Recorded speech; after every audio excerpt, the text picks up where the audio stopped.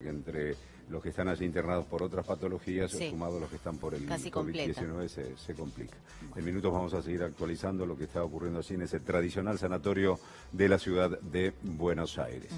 Información internacional con el COVID-19 y también lo que ha ocurrido en Estados Unidos, que no tiene nada que ver con el COVID, pero el estado de toque de queda en decenas de ciudades y estados debido al clima de violencia que se vive allí. Gabriel, buen día. Buen día, sí, obviamente todos tiene como disparador el brutal asesinato de este afroamericano George Floyd, que mostrábamos nosotros justamente, ni bien se conoció la noticia en Minneapolis, y que generó una ola de protestas a lo largo de todos los Estados Unidos. Ya van 6 días continuos de protesta. Hubo manifestaciones por lo menos en 40 ciudades de los Estados Unidos y en 25 de ellas han decretado el toque de queda. Esto que estamos viendo ocurrió en Minneapolis, cuando un hombre tomó un camión, un camión cisterna, Sí. y avanzó sobre los manifestantes. De milagro no hubo personas heridas. Sí, resultó herido el chofer cuando lograron abordar el camión, golpearlo, y tuvo heridas leves este hombre que avanzó sobre esta manifestación justamente en la ciudad donde empezó todo. No, en y además Minneapolis. un hecho que fue transmitido en directo. Exactamente. O sea, los canales de televisión mostraban cómo el camión arremetía contra la gente. De hecho, los periodistas que estaban contando el relato empiezan a ver que la gente se empieza a abrir en medio de una autopista donde estaban manifestándose, y dice, no sabemos qué está pasando, y ahí se ve llegar al camión cisterna, y bueno, finalmente, por suerte, aminora la marcha cuando estaba más cerca de atropellar a determinadas personas, y ahí es que justamente los manifestantes lo abordan, les tiran algunas bicicletas para tratar de frenarlo, y finalmente logran abrir el camión, lo golpean, está hospitalizada esta persona, pero bueno, esto fue en Minneapolis, decíamos, donde comenzó todo, donde la policía, recordemos, asesinó brutalmente a un hombre que supuestamente, un hombre afroamericano, había intentado aparentemente realizar una compra con un billete de $20 falso, ¿no? Al principio se había dicho que era otra cosa, que era una denuncia por ebriedad y demás, no, al final parece que fue esto, y lo detienen, y un policía, Derek Chauvin, lo aprisiona contra el pavimento durante casi 9 minutos, 8 minutos y medio, y termina asfixiándolo. Y uno de los momentos más dolorosos, donde este hombre le pide clemencia a su policía, dice, no puedo respirar, se transformó en el grito de guerra de estos manifestantes que en el día de ayer se movilizaron por más de 40 ciudades de Estados Unidos, ¿no? Donde justamente reclamaban contra la violencia racial, particularmente de las fuerzas policiales, ¿no? El grito de no puedo respirar se convirtió como el símbolo de este reclamo por estos hechos de violencia Ahora, policial. la escalada de violencia fue tan alta que el propio presidente de los Estados Unidos fue llevado al búnker, ¿no? Exactamente, al búnker que hay dentro de la Casa Blanca para cuando se prevé algún tipo de ataque terrorista. El propio Donald Trump lo reconoció públicamente, que estuvo por lo menos en el término de 1 hora allí. ¿Por qué? Porque los manifestantes estaban rodeando la Casa Blanca y la Guardia Nacional no pudo hacer frente a esta situación, y por eso el servicio secreto de los Estados Unidos resguardó a Donald Trump allí. Un Donald Trump que, lejos de, primero había dicho correctamente que no pueden verse episodios de violencia racial como los que terminaron con la muerte de este hombre de 46 años afroamericano. Pero después, como hubo manifestaciones que derivaron hechos de violencia, en incendio de iglesias como la iglesia de San Juan, una histórica iglesia en Nueva York, por otro lado también el incendio de patrulleros y demás, Donald Trump responsabilizó un movimiento que se llama el Antifa, que es el antifascismo, movimiento antifascista, un grupo de izquierda que ha tenido un protagonismo bastante fuerte en distintas manifestaciones, y los colocó dentro de lo que sería el protocolo de organizaciones terroristas directamente, ¿no? Como si fuese algo parecido Para a esto, ¿tiene Al-Qaeda o asidero al ISIS. o es un nuevo enemigo? Es un nuevo enemigo. Él ya había protestado varias veces por estos grupos. Ahí vemos imágenes también de lo que ocurrió. Se conocieron más imágenes de el momento de la detención de este hombre, de George Floyd, ¿no? Como él no muestra resistencia, ahí lo estamos viendo, y sin embargo, minutos después termina tirado en el pavimento por este policía que termina asesinándolo. En todo ¿no? el video que se conoce hasta ahora, en ningún momento hay como una oposición, una resistencia, un intento de agresión hacia los policías. Totalmente. Porque él se baja de la camioneta, allá estaban, creo, las personas que estaban con él en la camioneta. Exacto. Otro policía tomándole los datos. Sí. Ahí lo están interrogando cuando él lo hacen sentar en la vereda, luego lo van a incorporar. Ahí lo incorporan y van a ir caminando. Después se corta el video allí. Ahí se corta y después la siguiente secuencia es la que conocimos todos al principio, que es la de George Floyd en el piso y Chauvin, este oficial, aprisionándole el cuello, provocándole la asfixia que terminó en su muerte, ¿no? Y el dato para tener en cuenta, tardaron varios días hasta que esto explotó en detener a este oficial. Inmediatamente el gobernador los echó, en realidad el alcalde lo echó de la policía. Ahí se supo que tenía muchísimas denuncias, una decena de denuncias, muchas de ellas con componente racista. Hoy sigue detenido, 18, ¿no? Sí, está detenido. Está 18 detenido. denuncias, en total 2 sanciones de las 18 denuncias. Exactamente, está detenido. Lo que no están detenidos son los otros 3 Bien. Claro. que estaban allí con él y que no hicieron nada para impedir justamente este verdadero asesinato que ocurrió de parte de la policía de Minneapolis, ¿no? Manifestaciones, decíamos, en todo los Estados Unidos, algunas que derivaron en hechos de violencia, fueron masivas realmente.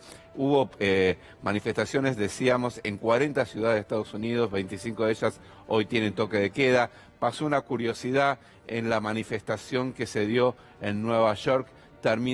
Una de las manifestaciones terminó detenida la hija del alcalde de Nueva York, Chiara de Blasio, por haber participado de una asamblea popular que había en una intersección de calle y entonces por interrumpir el tráfico fue detenida. Esto es otro de los elementos que se agregan y también hubo manifestaciones en otros lugares del mundo, como por ejemplo en Toronto, en Canadá, en Londres, en Gran Bretaña y también en Berlín, donde realmente la marcha fue muy, pero muy importante. Un reclamo en contra de la segregación racial, de la violencia policial, que se ha extendido y se ha manifestado en distintos lugares del mundo. Nos vamos en vivo a Estados Unidos, allí está Carlos Montero, colega, aquí Carlos, Claudio Rigoli, Gabriel Michi y Carla Rebello, te saludamos. ¿Cómo les va? Muy buenos días. Miami es una de esas ciudades que mencionaban del toque de queda, se declaró el sábado y continúa indefinidamente. Ayer hubo protestas también aquí, estuvimos en vivo para C5N. Hay que reconocer que pese que en otras ciudades sí hubo actos de violencia, acá, a comparación de lo que fue el sábado pasado, que quemaron un patrullero, que hubo incidentes, que hubo un gran número de arrestos, ayer se desarrollaron con relativa tranquilidad, porque los ánimos están muy caldeados en medio de la protesta. La policía mantenía una cierta distancia y había gente que estaba molesta y le molestaba la presencia de los policías y se lo hacían notar con insultos, hasta les llegaban a tirar botellas de agua, pero la policía actuó de una manera, a mi entender, muy inteligente, prefirió replegarse. Salieron de la manifestación unos 50 manifestantes, se enfrentaron a la policía y el que estaba manejando el operativo de los uniformados se acercó a hablar con uno de estos organizadores de la protesta y le pidieron, por favor, retiren a los patrulleros, y este hombre aceptó. Retiraron los patrulleros, se retiró la policía y continuó la manifestación por el momento pacíficamente, pero en otras ciudades, tanto en Nueva York, en Minneapolis, hubo disturbios, hubo enfrentamientos con la policía, hubo un gran número de arrestos. Desde que comenzaron estas protestas, que ya llevan 6 noches, alrededor de 5.000 personas fueron arrestadas aquí en Estados Unidos, y el tema es muy complicado, y el que no está ayudando mucho a esta situación es el presidente estadounidense, que todos dicen tiene que hacer un llamado a la paz, tiene que hacer un llamado a la unidad, pero él a través de sus tweets, que es la forma que se comunicó, por lo menos el día de ayer, continúa creando divisiones. Uno de los temas que acá están generando muchas reacciones políticas es que él pidió en su cuenta de Twitter que se declare como organización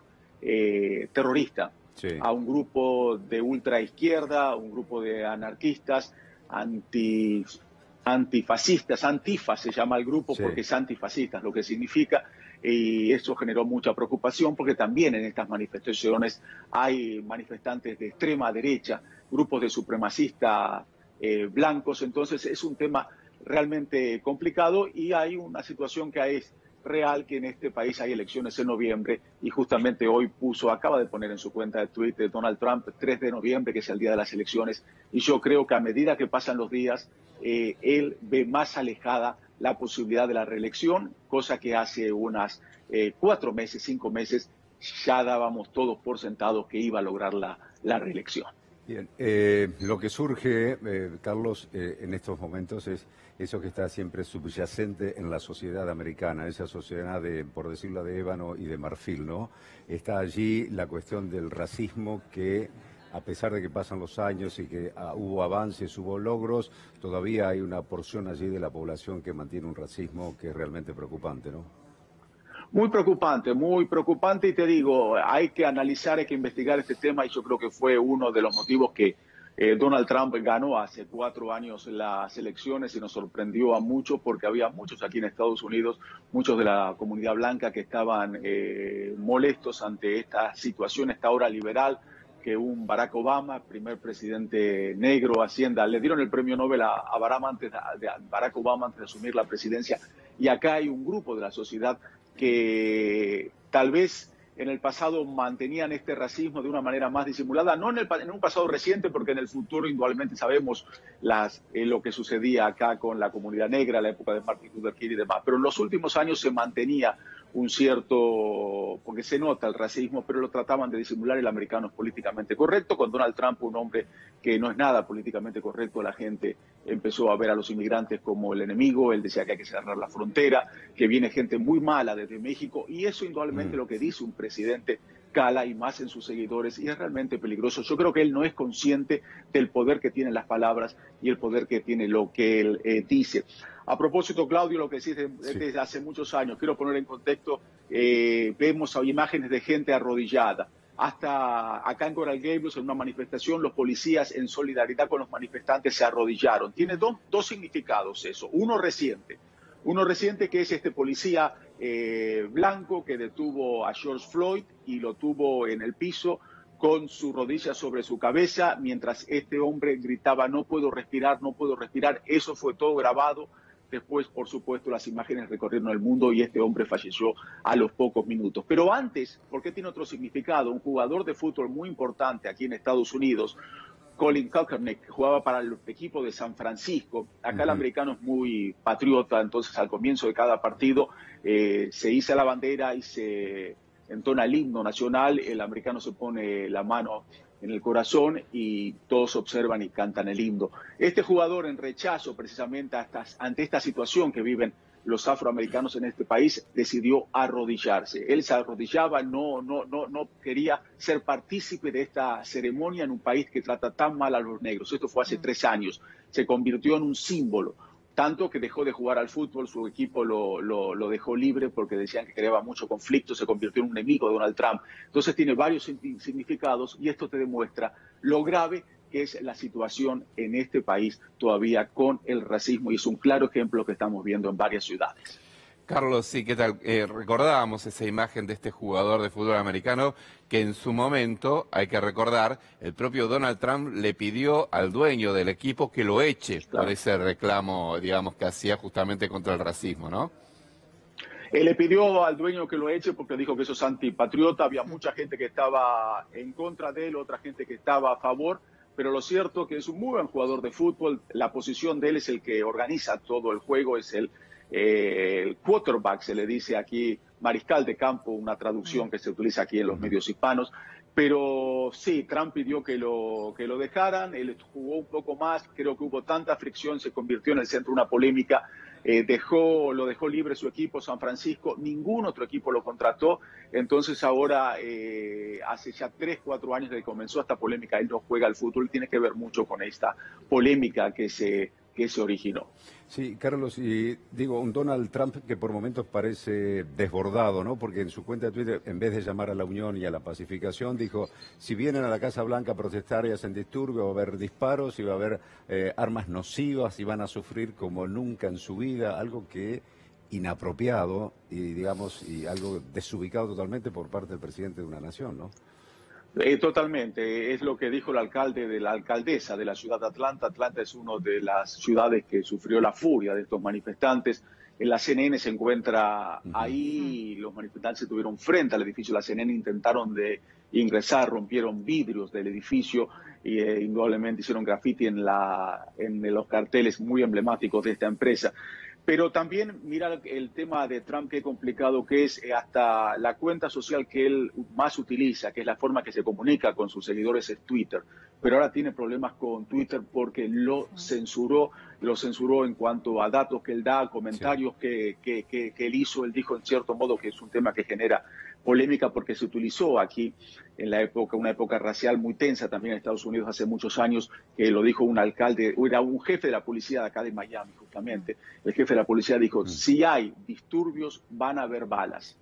Fue una advertencia a los manifestantes, también eran negros, y él dijo exactamente lo mismo, si hay disturbios va a haber balas, pidiéndole a estos manifestantes que se tranquilicen.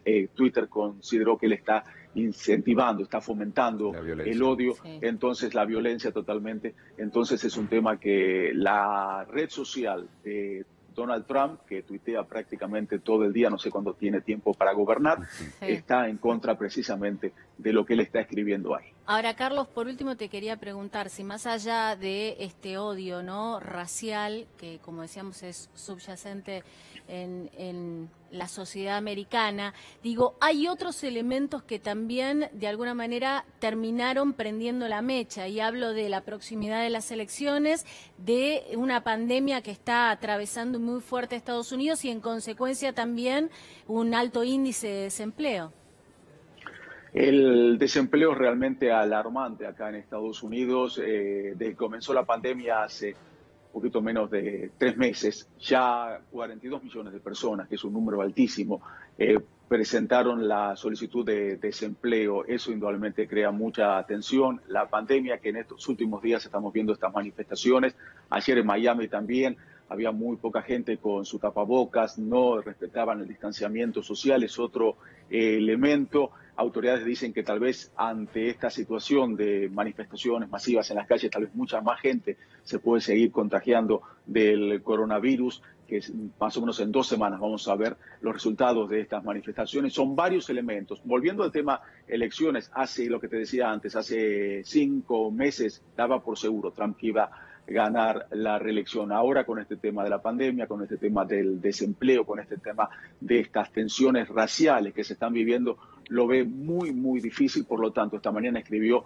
en mayúsculas como si el 3 de noviembre va a ser una fecha importantísima, pero él sabe que Joe Biden, que fue el vicepresidente Barack Obama y que va a representar a los demócratas, está pisando fuerte, está justamente aprovechándose de los errores de Donald Trump, del error de Donald Trump de demorarse en declarar que este era un tema serio, el de la pandemia, en actuar de una manera tan, en estos momentos, incentivando al odio, a la violencia en Estados Unidos, y todo eso, estos errores de Trump, trata de aprovecharlo Joe Biden, y creo que eso se está reflejando en las encuestas, que lleva una delantera sobre Donald Trump si las elecciones fueran el día de hoy.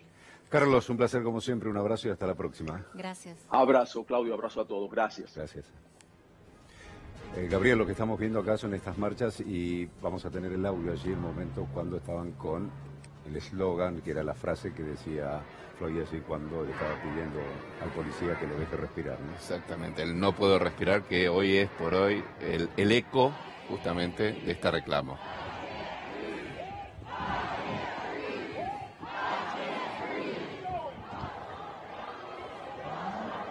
Están las distintas ciudades, Nueva York, Denver, Los Ángeles. Es realmente una marcha, son marchas contundentes, la cantidad de gente que participó. No, y además teniendo en cuenta el marco, ¿no? Estamos atravesando una pandemia donde supuestamente tiene que no solo haber distanciamiento social, sino, bueno, como decía recién Carlos, la gente más allá del COVID-19 sale a las calles a protestar y a manifestarse. Patrulleros incendiados, justamente que son el foco hoy del enojo colectivo por esta verdadera brutalidad que ocurrió con el asesinato de este hombre afroamericano.